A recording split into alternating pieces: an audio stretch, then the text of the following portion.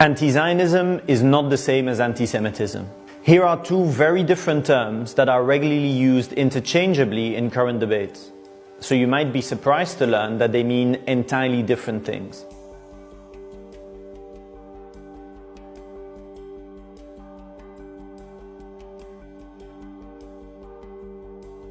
Recently, Mark Lamont Hill, a US-based activist, academic and journalist, was sacked from CNN for calling for a free Palestine from the river to the sea at the United Nations.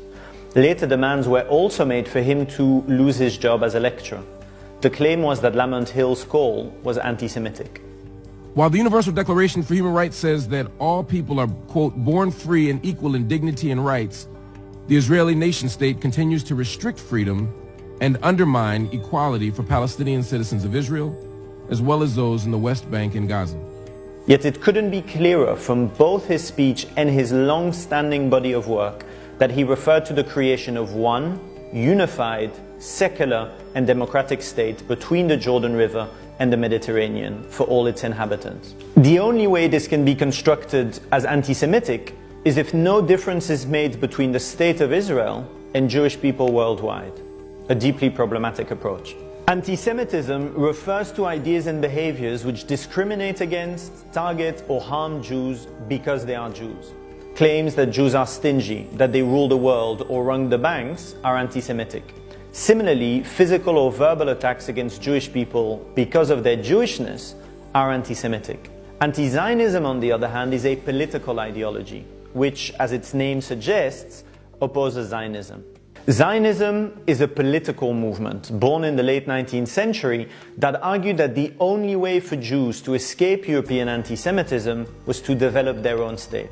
This state they built in Palestine, and despite minority internal opposition, they did so at the expense of the people who already lived in the country, the Palestinians.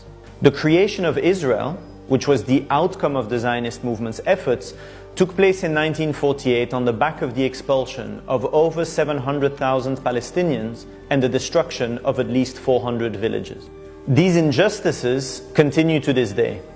The expanding settlements in the West Bank, the murderous blockade on Gaza, or the more than 60 laws that specifically target Palestinian citizens of Israel are all ongoing and carried out in the name of Zionism. What anti-Zionists demand then is that all the inhabitants of historic Palestine, Jews, Christians and Muslims, Palestinians and non-Palestinians, are given equal rights whatever their race, religion or ethnicity, something which both the Israeli state and the Zionist movement continue to refuse. Unfortunately, today anti-Zionism is often conflated with anti-Semitism. It should, however, be clear that they have nothing to do with one another. The first rejects the idea of an ethnic or religiously supremacist state in Palestine. The second hates Jewish people for being Jewish. But conflating anti-Zionism with anti-Semitism makes a series of assumptions that should never be acceptable. Firstly, that all Jews are Zionists, or that Zionists speak for all Jews. This is a deeply racist idea that assumes that an entire group of people can be essentialized under one ideological banner. Nothing could be further from the truth. Israel does not represent the views of all Jews. Many Jews around the world are anti-Zionists for religious and or political reasons, while others might simply know very little about it and not have an opinion. Secondly, that all Zionists are Jews. Again, nothing could be further from the truth. For example, there are many Christian Zionists, especially in the United States, while many politicians and political parties across the West are Zionist.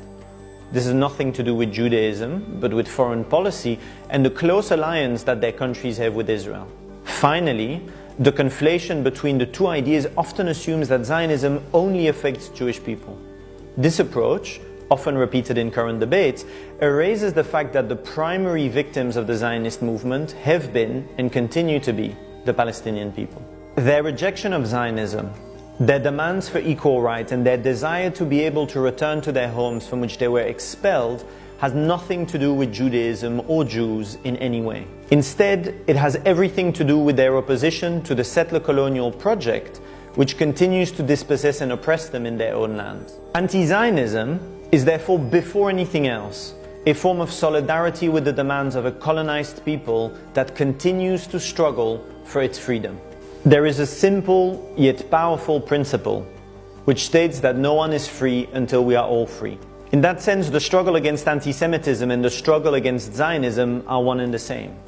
They are both struggles against oppression, against racism and ethnic supremacy. In a word, against injustice. In the words of the old slogan, anti-Semitism is a crime, anti-Zionism a duty.